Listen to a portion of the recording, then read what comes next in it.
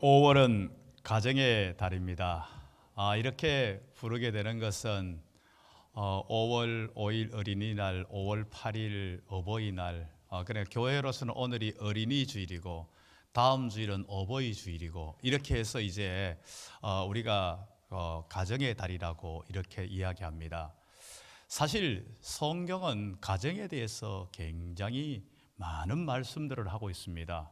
가정에 관한 중요한 말씀들이 성경에 너무나 많이 나와 있습니다. 사실 창세기 말씀에서부터 이미 하나님께서 가정을 세우셨다는 것을 우리는 창세기에서부터 분명히 발견할 수 있습니다. 그리고 또한 예수님께서도 이 첫 번째 이적을 가나 혼인 잔치를 통해서 하시는 걸 보면서 얼마나 가정을 소중하게 다루고 있는지에 대해서 우리에게 분명히 보여주고 있습니다. 이렇게 가정에 대해서 소중하게 여기고 있는데요. 사실 우리나라는 가정에 대해서 그렇게 많이 신경을 쓰지 않았었어요. 사실 가정에 대해서 신경을 많이 쓰고 했었던 것은 기독교가 들어오면서 사실은 그래 됐어요. 실질적으로요. 이 가정에 대해서 관심을 가지게 되고 또한 여성들의 인권과 어린이들에 대해서 뭔가 관심을 가지게 된 건 사실은 기독교가 들어오면서 그래 됐어요. 아마 시대 흐름이다. 천만의 말씀이에요. 지금 또 시대 흐름이라고 이야기하면요, 저 해교권이라든가 아프리카 같은 데는요, 어린아이들을 옛날에 우리가 1920, 30년대 다루듯이 그래 다루고 있어요. 이 이슬람 지역의 여자들을 지금 우리나라가 옛날에 다뤘던 그 이하로 다루고 있어요. 시대 흐름이 절대로 아니에요. 정말 우리는 축복받은 나라예요. 기독교가 들어오면서 이 모든 것들이 바로 잡혀진 것임을 우리는 분명히 알아야 됩니다. 어린이날 이 자체도 1923년 그때 방정환 선생님을 중심으로 해가지고 어린이날이 제정되는데 어린이날 제정될 수밖에 없는 그러한 구조였어요. 옛날에 우리 알잖아요. 뭐 어린이가 뭐 사람 취급을 받나요? 우리 성경에도 보면 애들은 뭐 취급을 받지 않아요. 저도 나이 든 사람도 아니지만은 저도 이렇게 어릴 때에 시장에 가면요, 애들은 가라 얼마나 많이 들었는지 몰라요. 애들은 별 볼일 없다는 거예요. 너희들은 여기에 정말 끼일 애들이 아니라는 거예요. 그러면서 무시당하고 애들은 그냥 함부로 그냥 뒤통수 때리고 그냥 뭐 집에서도 맞고 뭐 이것에서도 맞고 저기서도 맞고 그냥 그런 애들은 그냥 천대받고 무시당하는 거예요. 그게 그런 이제 이 구조 속에 있다가 보니까, 그리고 애들이 나면 20, 30년대는 사실은 아프리카보다가 사망률이 더 높아서 유아 사망률이에요. 거의 50%에 육박할 정도였었어요. 그러니까 애들은 나면 그냥 죽을 애들이니까 이름도 안 짓고 그냥 이 도적에도 안 올리고 그래서 이러다 보니까 이제 하여튼 애들 자체가 우습게 여기는 그러한 구조였었어요. 구조 자체가요. 이러다 보니까 애들도 인권이 있다. 애들도 존중해야 된다. 이러면서 어린이날이 필요했고 어린이날 제정되어진 거예요. 그런데 지금은요, 이게 너무 좋은 것도 과한 게 문제예요. 이거는 완전히 지금 애들이 그냥 완전히 우상이 되어버렸어요. 애들이 그냥 상전도 받더니 또 받다 보니까 이게 아무리 좋은 것도 과하니까 이렇게 문제가 생겨버리는 거예요. 지금 이러한 문제가 되어지는 그러한 구조가 되어졌다는 겁니다. 어찌된 간에 지금 현재 아이들은 정말 중요해요.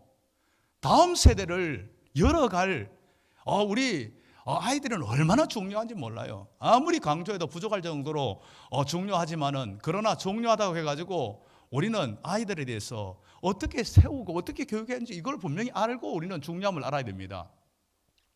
성경 역사 가운데서, 이스라엘 역사 가운데서 가장 어두운 때는 언제냐면 사사기 시대예요. 사사기 시대는 묘하게도 이스라엘 백성들이 약속의 땅에 들어가고 난 후에 비참한 결과가 왔다는 겁니다. 여호수아를 통하여서, 여호수아와 함께 했었던 그 장로들을 통하여서 정복 전쟁을 치르고 그곳에서 정착하고 그곳에서 나오는 모든 것들을 먹고 지낼 수 있는 복된 시간들 속에서 이스라엘은 가장 어두운 시대를 맞이했다는 겁니다. 가장 저주스러운 시대를 맞이했다는 겁니다. 왜 이렇게 된 겁니까? 약속의 땅에 들어왔고 약속의 땅에서 소산물을 먹는데 왜 이런 어두운 시대가 이루어진 겁니까? 그 이유는요, 부모들이 자녀들 교육을 제대로 못한 거예요. 교육을 제대로 못한 거예요. 어떤 교육을 못한 겁니까? 하나님을 제대로 알지 못하게 한 거예요. 신앙 교육을 잘 못한 거예요. 이것을 통하여서 교육의 문제는 한 민족의 미래를 결판나게 만든다는 것을 보여주고 있는 거예요. 그렇기 때문에 이 교육이 얼마나 우리에게 중요한지를 잘 알려주는 그러한 것이 바로 사사기 시대의 그 내용들입니다. 이 사사기 시대 때에 그렇게 정말 신앙교육을 하지 못함으로 말미암아 그런 비참한 결과가 왔어요. 그렇기 때문에 이 교육의 문제는 선택의 문제가 아니에요.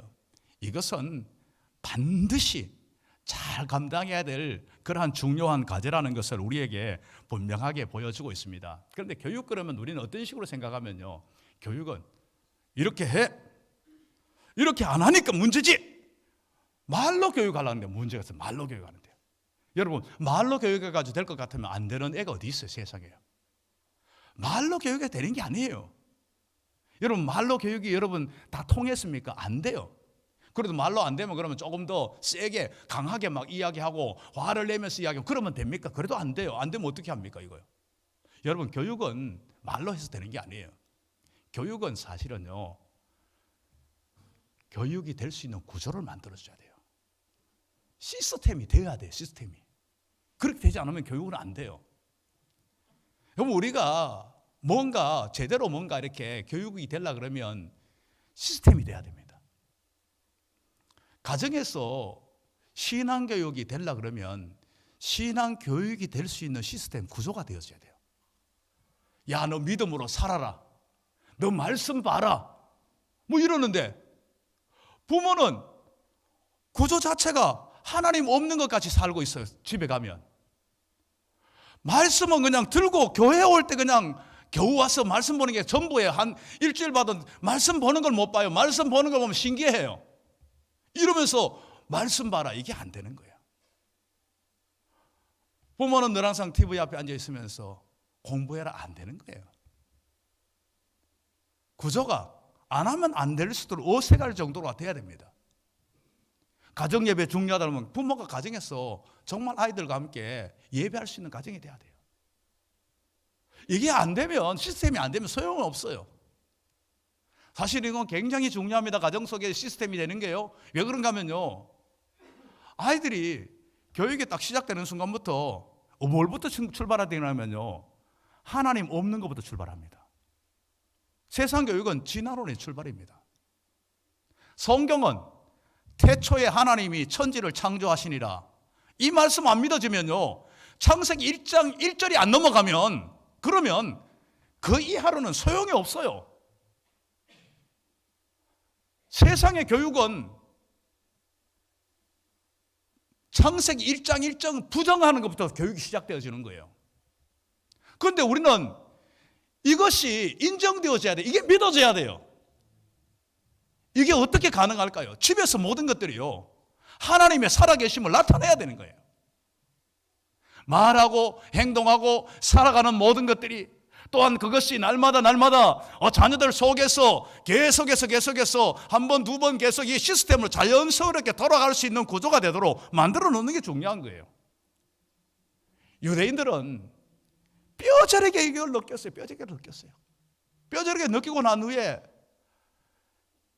아이들이 태어나면서부터 완전 가정에서부터는 이게 그냥 말씀의 시스템을 완전 모든 것을 만들어 놔버린 거예요. 이들은 어디 던져 놓더라도 이제 이 부분에 대해서 정말 자신들이 확고하게 서도록 만들어 놓는 거예요. 물론 그들에게 중요한 것들이, 가장 중요한 게 빠져버렸어요. 그게 가장 문제. 그것까지 있으면 금상첨화예요. 가장 중요하게 빠진, 가장 어떻게 보면 참 불쌍한 모습이죠. 그러나 한 부분은 우리가 닮아야 돼요. 그들이 뼈저리게 느끼고 난 후에 정말 이 아이가 태어나면서부터 그 구조 속에서 그렇게 될 수 있도록 정말 만들어 놓는 거예요. 이건 정말 중요한 거예요. 어릴 때부터 하나님의 살아계심을 분명히 보여줘야 돼요. 말씀에 서 있는 부모의 모습, 말씀을 가까이 하는 부모의 모습, 말씀대로 온전히 순종하는 부모의 모습을 온전히 보여줘야 돼요. 그것이 그냥 생활 속에서 막 돌아가도록 해야 되는 거예요. 사실 참 우리는 자녀 교육, 다음 세대 교육이 참 힘들다는 걸 느껴요. 왜요? 내 마음대로 안 되니까요. 내가 할 수 있으면 내가 뭔가 하면 되는데 이건 대신해 줄 수도 없는 거예요. 그런데 대신하는 방법이 있어요. 내가 본이 되는 거예요. 내가 시스템을 만들어 놓는 거예요. 그런 구조가 되도록, 그런 분위기가 되도록 만들어 놓는 거예요. 그렇게 될 때 이 모든 것들이 가능하다는 것을 우리에게 보여주고 있다는 것입니다. 사람과 나무는 금방 뭔가 결과가 나타나지 않아요. 최소한 20년이 지나야 뭔가를 봐요. 20년이 지나야 뭔가 결과를 우리는 볼 수 있다는 것입니다. 우리는 그렇기 때문에 정말 좀 여유를 가지고 멀리 내다보면서 우리는 기다리면서 교육하는 것이 필요하다는 것을 우리는 분명히 알아야 됩니다. 그런데 우리는 그렇지 못하잖아요. 굉장히 교육이 조급하잖아요. 뭔가 조급하니까 당장 눈에 보이는 애를 막 가만히 두지를 못하잖아요. 막 안달복달 막 볶아버리고 막 얘를 막 가만히 두질 않아요. 왜 그런가 하면요, 지금 당장 얘가 뭘 하지 않으면 그러면 큰일 난다고 생각하는 거예요. 뒤처진다고 생각하는 거예요. 왜요? 지금 세상은 우리가 볼 때는 풍족한 거지 풍족하지 않아요. 뭔가 제한되어 있어요.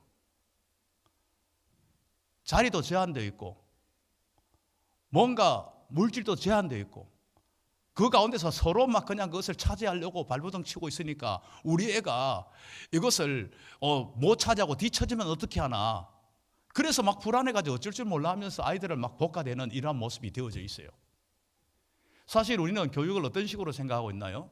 솔직히 말하면 우리 교육은 부족한 세상 가운데서 내 자식이 다른 사람들보다가 많은 것들을 얻어서 풍족하게 누릴 수 있는 그러한 기술, 그러한 방법, 그러한 능력을 터득하도록 만드는, 거기에다 우리 교육의 포커스 모두 맞춰져 있어요.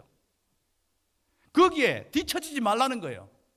네가 더 많은 것들을 누리고 더 높은 지위를 누리고 더 좋은 것들을 네가 누릴 수 있도록 다 너를 위해서 그렇게 교육하는 거다, 네 잘대로 가는 거다, 이런 식으로 하고 있습니다. 그 아이의 중심으로 모든 걸 하고 있어요. 그런데 여러분, 그렇게 교육하는 게 옳을까요? 그렇게 되면 자기가 중심이 되어지면요, 남의 것을 내가 취하는 것에 대해서 남의 것을 어떻게 취하든지가 내 것만 되면 만족하는 아이, 그것이 심한 경우는 범죄 행위가 되는데도 불구하고 자기가 그것을 취하면서 만족하는 그런 아이가 된다면 이것은 분명히 잘못된 교육입니다. 우리의 교육은 어떤 교육이 돼야 됩니까? 나도 풍족하고 남도 풍족하게 되는 그러한 교육이 돼야 됩니다. 다시 말하면요, 내가 축복의 통로가 되는 교육이 돼야 돼요. 이게 성경적인 교육이에요. 성경적인 원리입니다, 이게요.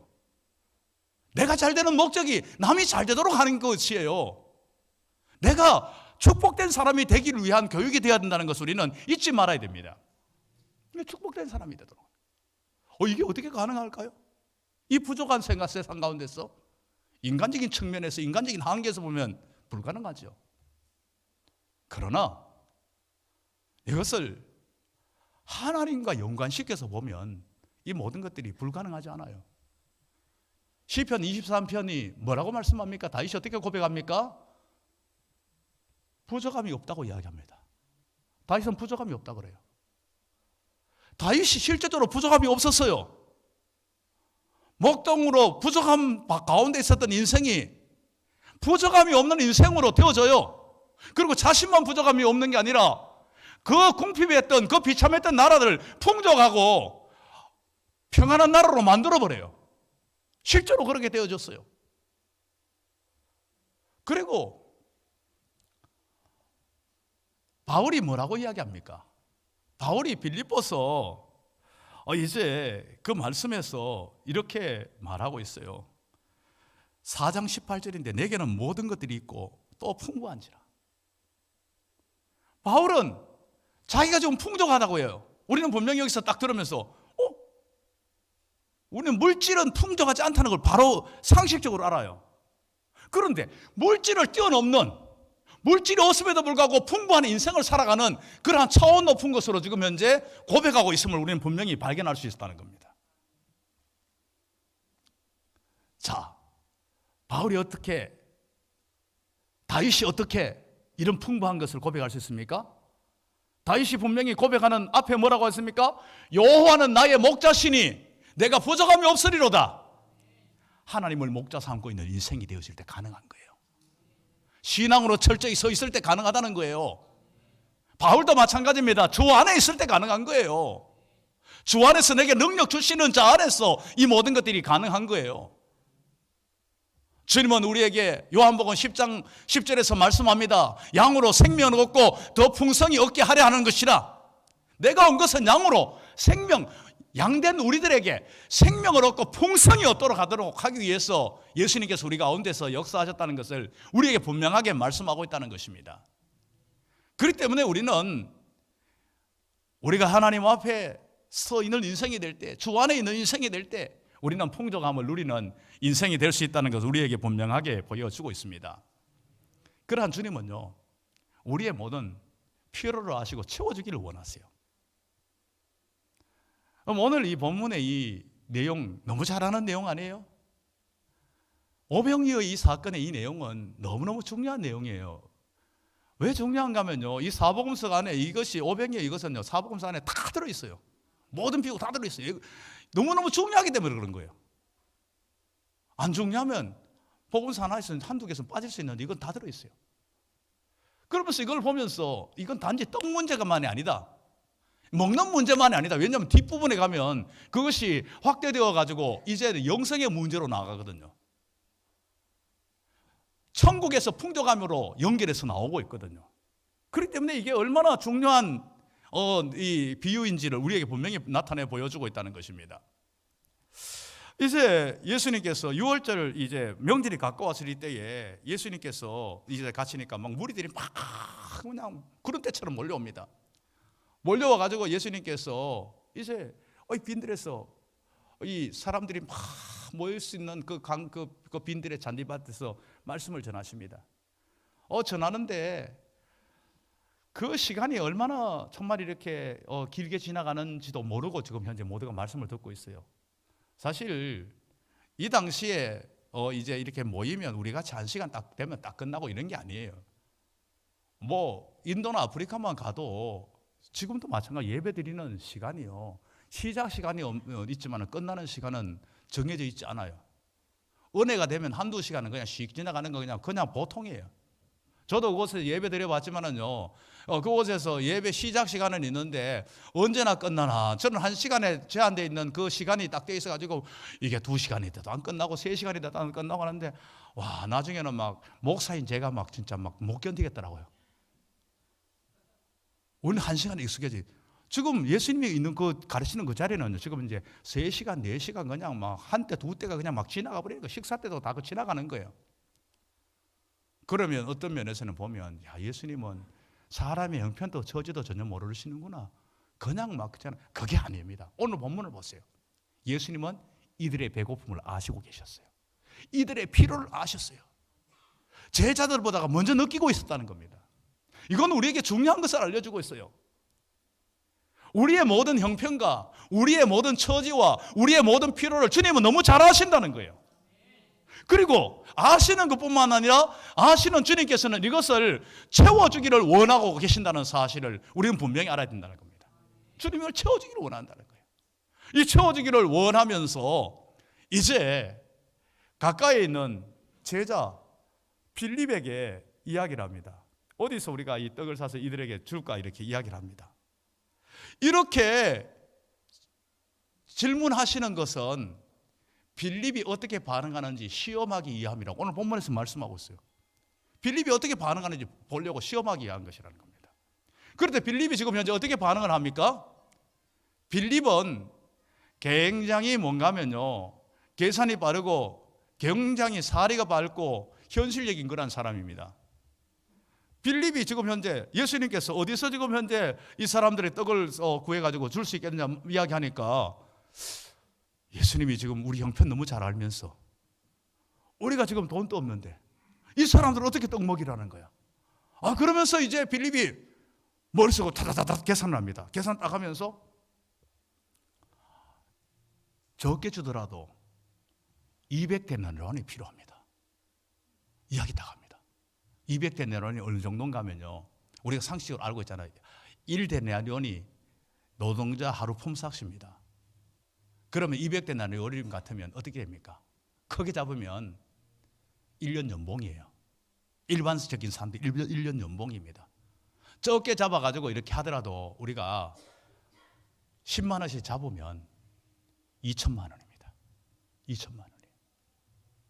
2천만 원의 돈이 어디 있습니까? 지금 현재 우리 수중에 20만 원 겨우 넘게 있습니다. 이런 식이에요.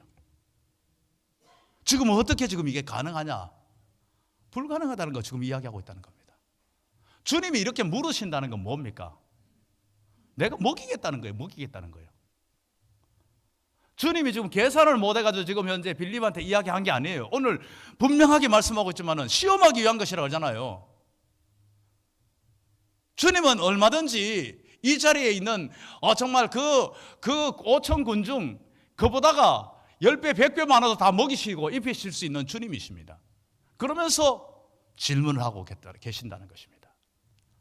어떻게 해야 될 건가? 그런데 계산적으로 나오고 있다는 겁니다. 계산이 되는 게 아니에요. 우리 믿음의 세계는 계산의 세계가 아니에요. 믿음의 세계는 믿음으로 응답할 수밖에 없다는 것을 우리는 알아야 된다는 겁니다.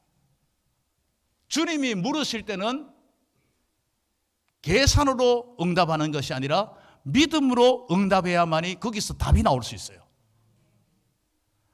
주님께서 그렇게 물었습니다.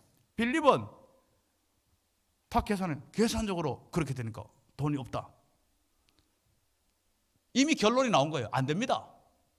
결론이 딱 나온 거예요. 자, 지금 빌립만 있었다면 참 안타까워서 답답했을 거예요. 그런데 이 속에 안드레라는 인물이 있었어요. 그리고 있는 와중에 안드레가 그 이야기를, 예수님의 이야기를 딱 듣고 난 후에 안드레가 군중들 속으로 들어갑니다. 들어가서 이제 뭔가 믿음으로 반응할 수 있는 그러한 씨앗을 찾습니다. 믿음의 역사가 나타날 씨앗을 찾습니다. 자, 여러분 중에 누가 뭐 가진 거 있습니까? 함께 드실 만한 거 있습니까? 이야기 딱 합니다. 그런데 어린 아이가 제가 도시락 하나 가지고 왔는데 도시락이에요. 그래가지고 그러면 여러분 같으면 어떻겠습니까? 지금 5천 군 중 숫자를 5천 명 그러면 남자만 셌거든요. 옛날에 어린이는 애들은 가라 이랬기 때문에 애들 숫자가 안 들어갔어요. 여자들도 미안하지만 숫자 안 들어갔어요. 그럼 지금 여기 남자 숫자 한번 세가지고 한번 계산해 볼까요? 여러분 아무리 기본적으로 계산해도 4배가 됩니다. 4배. 아무리 적게 잡아도 5천 명이 2만 명이 된다는 겁니다. 2만 명 되는 그 사람 숫자가 있는데 애 도시락을 가져가지고 제가 이거 하나 있는데요. 그러는데 야, 그런 거 말고 그래 니나 먹어라. 이런 식으로 할 수 있어요. 그리고 그거 무시하고 저 혹시 좀 뭐 큰 거 가져온 거 없나요?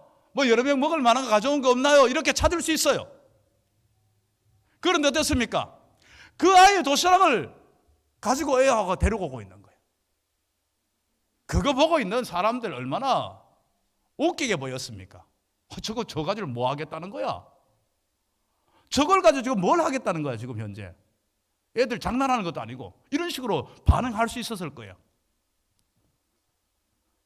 지금 현재 예수님과 빌립과 대화가 한창 그렇게 되어지고 빌립은 안 된다 결론을 딱 내리고 될 수 있는 걸 이야기해 안 되는 거 가지고 저는 주님 우리가 요구하시는 거 아니면 이런 가운데 있는데 빌립이 딱 났습니다.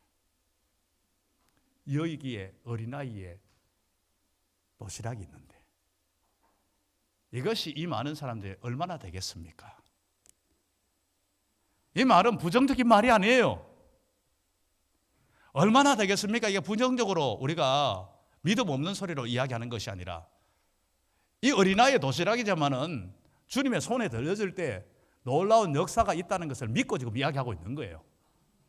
그렇지 않으면 가져올 필요도 없죠. 그 애를 데리고 올 필요도 없는 거예요. 그 애 도시락 가져올 이유도 없는 거예요.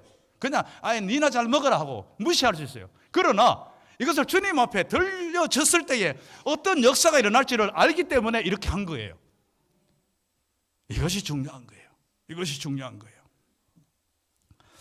우리가 믿음으로 행하는 사람들은 가만히 앉아가지고 있는 게 믿음으로 행하는 게 아니에요.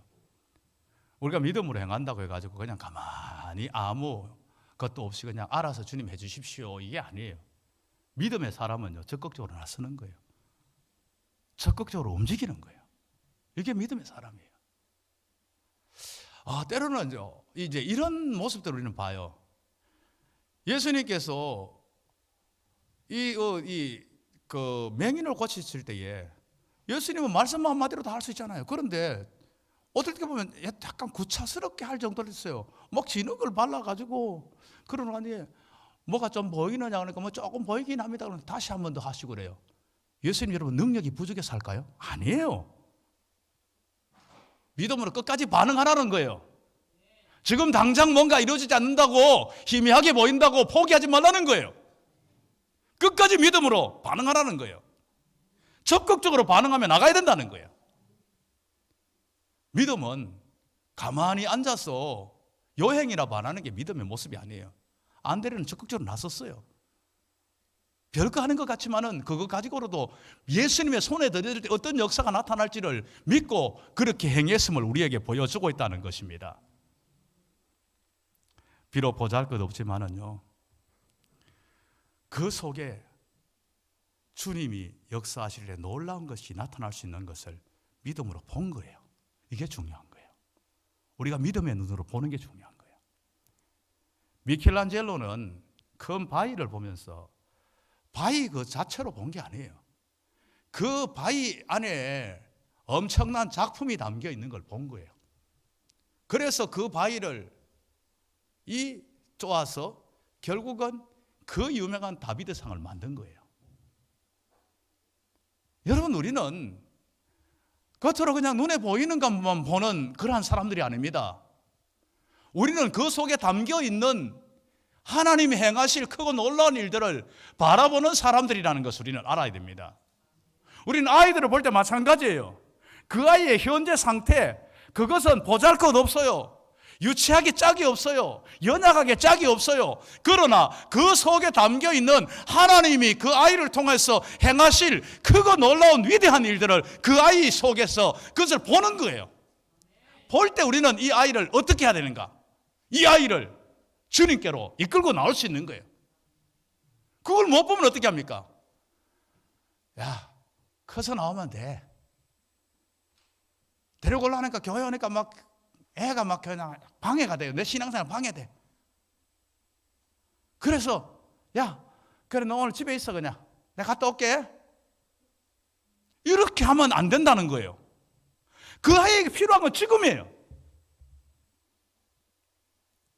어디서 지금 현재 이것을 구할 때 여기에 안드레는 여기에 지금 현재 어린아이 속에 들려있는 이걸 가지고 내놓고 있다는 겁니다. 우리는 분명히 알아야 됩니다. 젖 먹는 어린아이가 뭘 알아듣는자고. 아이고 데려오니까 귀찮은데 그냥 그게 아닙니다. 그 아이, 여기에 있는 그 아이 속에서 지금 현재 역사하는 그 가능성을 보고 어릴 때부터 그렇게 아이들을 믿음으로 세워야 돼요. 모세 어머니 교육을 보세요. 젖 먹을 때 교육이 평생의 모든 것을 좌우해버립니다. 우리는 그 가능성 우리는 볼 수 있어야 됩니다. 아이들이 보잘것없고 별볼이 없는 것, 그 속에 가능성을 볼 때 한 명도 어린아이들을 쉽게 넘겨버릴 수가 없어요. 요한 트레보니우스라는 까르멜 수도 원장이 있었어요. 맨발의 수도사로 유명한데요. 이분은요. 이분은 어린 아이들 앞에 딱 서는 순간에 모자를 딱 벗어버립니다. 모자를 딱 벗는다는 뭡니까? 경의를 표한다는 거예요. 모자를 탁 벗고 어린 아이들 앞에 딱 서가지고 뭔 이야기를 하는 거예요. 차라리 어른들 앞에 그러면 자기보다가 뭔가 좀 이렇게 그런데 신기하게도 애들 앞에만 딱 섰다면 모자를 딱 벗고 굉장히 뭔가 어른한테 취하듯이 하는 거예요. 그래가지고 너무 신기하고 좀 이렇게 이해가 잘 안 돼가지고 물었어요. 제자들이 물었어요. 원장님은 어떻게 해서 어린아이들 앞에만 서면 그렇게 모자를 벗고 그렇게 어른들한테 하듯이 그렇게 합니까? 그랬더니 이 아이들 속에 뭐가 있는지 알아? 이 아이들 속에 총독이 될 수 있고, 이 아이들이 장관이 될 수 있고, 이 아이들이 위대한 성직자가 될 수 있고 학자가 될 수 있는 거야. 나는 그 아이들의 미래를 미리 보면서 경의를 표하는 것 뿐이야. 실제로 이 제자 중에 누가 나오는가 하면요, 마틴 루터가 나왔습니다. 여러분 놀랍죠? 놀라워요. 우리는 그 아이들 속에 있는 엄청난 가능성을 우리는 볼 수 있어야 된다는 것입니다. 우리가 이렇게 주님의 손에 들려질 때에 모든 것들이 가능해지고 모든 것들이 풍성히 누릴 수 있는 존재가 될 수 있다는 걸 알아야 됩니다. 그래서 어린아이들을 우리는 어서속히 주님 앞에 올려드리고 주님 앞에 내어 맡기는 이러한 모습으로 우리는 서야 될 것입니다. 우리가 이 어린이날을 이제 어저께 지나왔는데요, 어린이날 왜 우리가 만듭니까? 어린이들의 미래를 밝게 잘 키우기 위해서, 이들의 교육을 잘 책임지기 위해서 하지 않습니까? 정말 중요해요. 이 어린아이들을 어떻게 교육했냐에 따라 가지고 우리의 미래가 밝을 수도 있고 어두울 수도 있어요.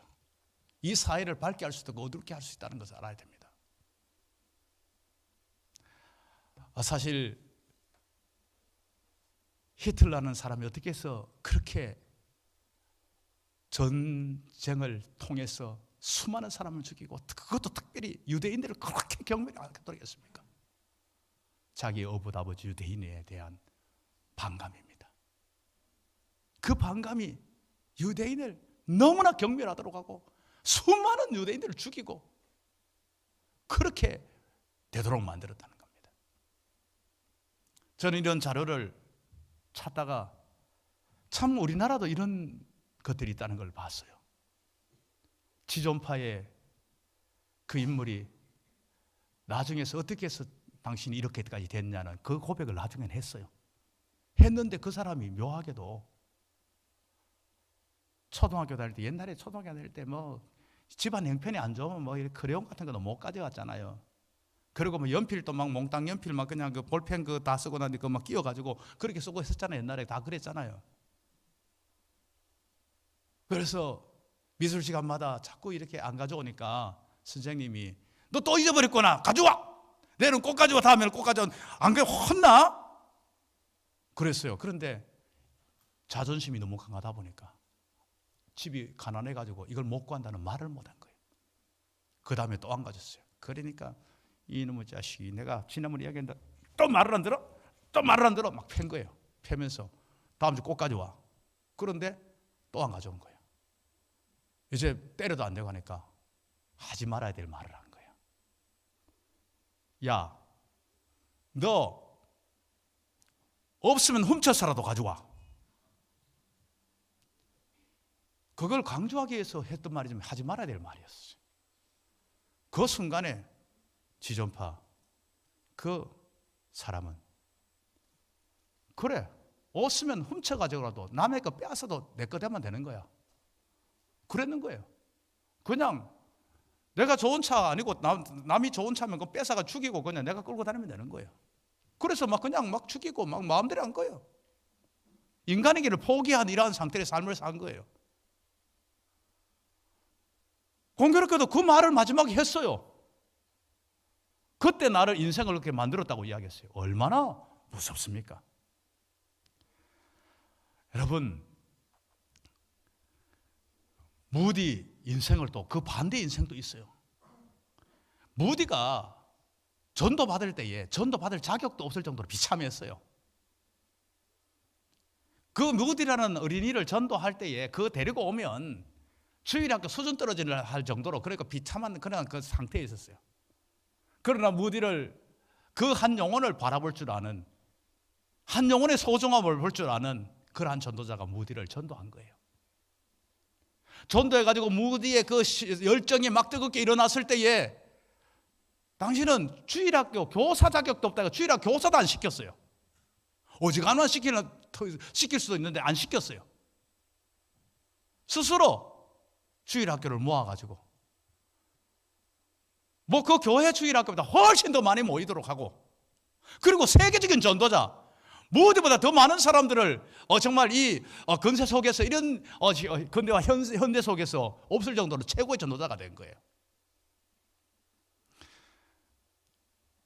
6월 3일 날 우리 빌리 그레함 전도집회 50주년을 하는데요. 빌리 그레함 한 사람을 전도했을 때에 그 빌리 그레함 한 사람이 얼마나 많은 민족과 족속들 가운데서 복음을 전했는지 알고 있잖아요. 1974년 엑스폴로 74 때 한국 교회가 폭발적으로 배가 되는 그러한 역사가 그 전도집회 위에 일어났거든요. 나는 찾았네 뭐 이렇게 해가지고 그 한 사람을 통하여 얼마나 하나님이 놀라운 역사를 일으키는지 우리에게 보여주고 있잖아요. 조만식 장로의 하나를 통하여 얼마나 많은 어두운 시대 속에 인재가 나왔는지는 알고 있잖아요. 여러분, 너무 큰 사람들만 이야기하니까 여러분 감이 안 와닿습니까?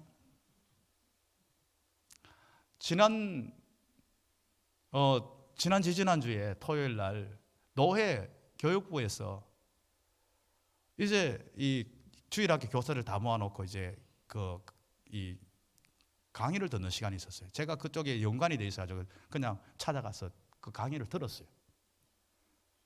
김인환 목사님이라는 분인데 그 목사님은 뭐 저보다가 나이가 좀 몇 살 어려요.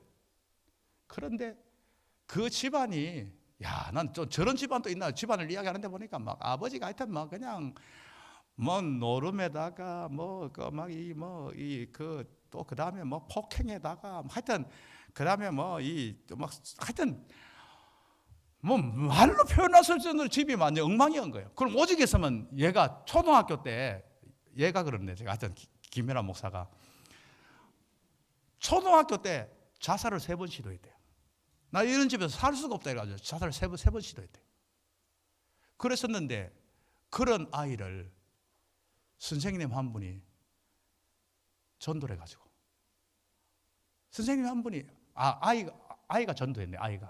아이가 전도해가지고 교회 가면 뭐 순대 교회 가면 예쁜 애가 있대 이래가지고 가가지고 갔는데 선생님 하나가 그 아이를 잘 키워가지고 이 아이가 어떻게 됩니까?